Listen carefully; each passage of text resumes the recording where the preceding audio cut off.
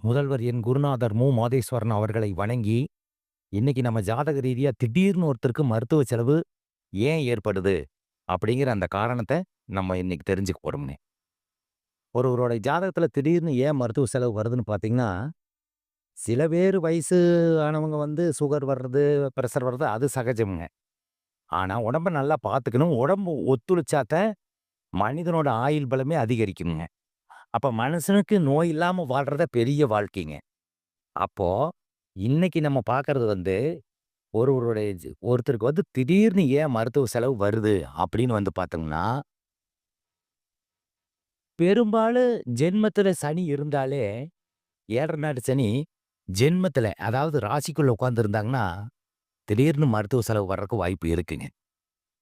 அதே மாரி அஷ்டம சனி நடப்புல இருந்தாலும், அவங்களுக்கு திடீர்னு மருத்துவ செலவு வர்றதுக்கு வாய்ப்பு உண்டுங்க. 7ல சனி இருக்கிற கண்டக சனி நடப்புல இருந்தாலும், அவங்களுக்கும் மருத்துவ செலவு வர்றதுக்கு வாய்ப்பு உண்டு.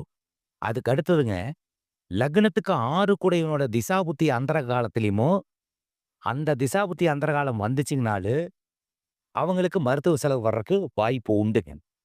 அப்போ, நம்ம இந்த மருத்துவ செலவுலருந்து எப்படி தப்பிக்கணும்னா, எளிய முறையான நம்ம இந்த 4, 7, 8ல சனி இருக்கும்போது குச்சனூர் போயிரணும்ங்க.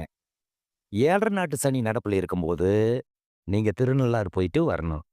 இதுக்கு இந்த பரிகாரத்த நீங்க செஞ்சுட்டு, உள்ளூர்ல இருக்கிற சிவன் ஸ்தலத்துல போயி, ஆஞ்சநேயருக்கு ஒரு தீபம், காலபைரவருக்கு ஒரு தீபம், சனீஸ்வரருக்கு ஒரு எள்ளு தீபம் போட்டு வந்தீங்கன்னா, இந்த திடீர்னு வர்ற மருத்துவ செலவு வராம நம்ம காப்பாத்திக்கலாம்ங்க. வணக்கம்.